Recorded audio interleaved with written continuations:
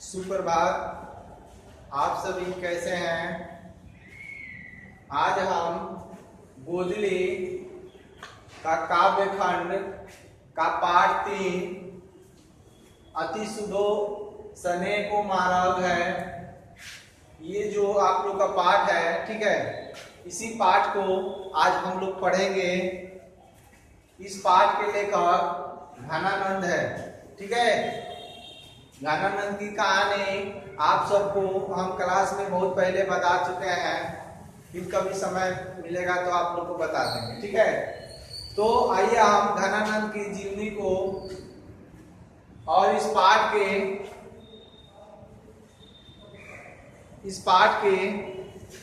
अंदर से कुछ प्रश्न है उसको हम देखेंगे, ठीक है। ये जो आपका 14 प्रश्न है सभी बच्चे को याद होना चाहिए।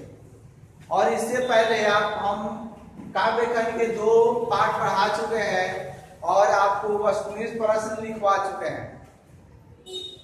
आप लोग याद करते चलिए, नहीं याद करेंगे इसमें आप ही लोग का लॉस है, आप ही लोग घाटा है। क्योंकि जिस दिन एग्जाम तो समय से होगा, लेकिन आप लोग जब परीक्षा हॉल में बैठेंगे उस समय आप लोग को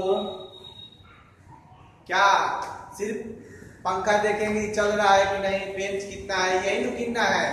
कुछ तो आएगा नहीं या आजादी उसको मार देंगे टिक और चल रहे हैं।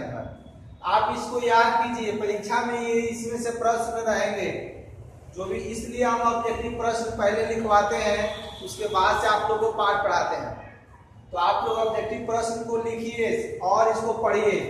एक और बात, गोदली का और वर्णिका का अलग अलग पेयर होना चाहिए, लेकिन वस्तुनिष्ठ प्रश्न का आपको एक कॉपी में हो सकता है, अपने सुविधा अनुसार लिख लीजिए और याद कीजिए। चलिए आप प्रश्न समझते हैं। प्रतिदिन आप लोग को हम समझाते हैं, समझदार लड़की लोग कहते हैं कि सारा काफी है। उसी तरह ये पढ़ाई जो है आप लोग को कई बार हम बता चुके हैं, वैसे समझिए, ठीक है। पहला जो प्रश्न है ऑब्जेक्टिव प्रश्न, घनानंद घन आनंद, इसका अर्थ यहाँ दिया है किस काल के कवि हैं? तो रीति काल के कवि हैं। घनानंद पूछेगा इनमें से किस काल के कवि हैं? भक्ति काल दे दे, रीति काल दे दे, तो आप लोग रीति काल पर टिक लगाइए, ठीक है। 2 नंबर, ये प्रश्न 2 नंबर जो है सुजान सागर पूछता है किसकी कृति है, और या पूछ देता है सुजान सागर के लेखक कौन है, ठीक है। सुजान सागर किसकी कृति है? तो घनानंद की। एक प्रश्न आपको हर बार पूछता है, सुजान सागर किसकी कृति है? तो घनानंद की। 3 नंबर है, किसे प्रेम की पीर का कवि कहा गया है? किसे प्रेम का पीर? तो घनानंद को प्रेम का पीर का कवि कहा गया है। 4 नंबर जो प्रश्न है, घनानंद की भाषा क्या है? तो ब्रज भाषा घनानंद की है। 5 नंबर जो प्रश्न है, प्रेम धन किस युग के कवि थे? प्रेम धन, यहाँ प्रेम धन नहीं होगा, प्रेम घन नहीं, प्रेम धन किस युग के कवि थे? तो भरतेंदु युग के।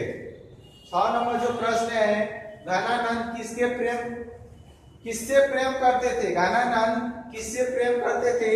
तो सुजान नामक नर्तक से।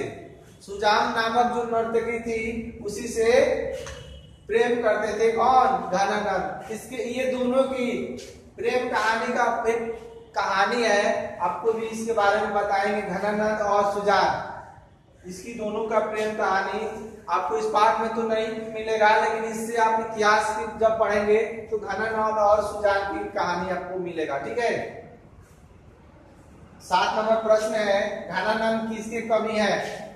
किसके कवि है? तो पीर के कवि। यहाँ पे देखिए आपको प्रेम के पीर के कवि कौन है, यहाँ घनानंद दिया है। और 7 नंबर प्रश्न इसी से मिलता जुलता है।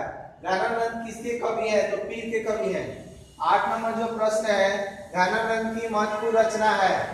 यहाँ भी देखिए एक प्रश्न है, सुजान सागर किसकी रचना है? घनानंद की। और यहाँ भी 8 नंबर प्रश्न बन रहा है, देखिए कैसे, घनानंद की महत्वपूर्ण रचना क्या है? तो सुजान सागर, यहाँ सुजान रहेगा, सुजान सागर। 9 नंबर जो प्रश्न है, घनानंद किनके द्वारा मारे गए थे? घनानंद किनके द्वारा मारे गए थे? तो नदीर शाह के सैनिकों द्वारा मारे गए थे। ठीक है, यहाँ पे नदीर शाह के बारे में आपको बता दे, कोई पूछे या प्रश्न बने कि मयूर सिंहासन के लुटेरा कौन है, तो नदीर शाह। ठीक है, ये आपको इसके भी नदीर शाह की भी कहानी बहुत है। ठीक है, 10 नंबर जो प्रश्न है, कवि ने परजन्य किसे कहा गया है? परजन्य किसे कहा गया है? तो किसे कहा है? तो बादल को परजन्य कहा गया है। 11 नंबर प्रश्न है, घनानंद का जन्म हुआ था, घनानंद का जन्म यहाँ पे कब हुआ था? ठीक है, तो कितना में 1689 ईस्वी में लगभग हुआ था। ठीक है, 12 नंबर है, रज का अर्थ है दूर। 13 नंबर है, ज्ञान मार्ग होता है कठिन मार्ग, कठिन मार्ग। और 14 नंबर प्रश्न है, घनानंद की मृत्यु कब हुई थी? तो 1739 ईस्वी में हुई थी। घनानंद की जन्म कब हुआ था? तो 1889 में। और मृत्यु कब हुई थी? घनानंद का जन्म कब हुआ था? तो 1689 और मृत्यु कब हुई थी? तो 1739 ईस्वी में। ठीक है, ये जो 2 प्रश्न और इधर 2-3 प्रश्न जो बहुत काफी महत्वपूर्ण है, आप लोग इसे अपने कॉपी में नोट कर लीजिए और इसको याद कीजिएगा। अगले हम वीडियो में इस पाठ के बारे में आपको कुछ बताएंगे और इसका जो शब्द है, अर्थ है, शब्द अर्थ उसको याद कर लीजिए। ठीक है, और आप लोग के साथ साथ बनाते चलिए और इस पाठ को भी पढ़िए और इसका शब्दार्थ याद कीजिए। और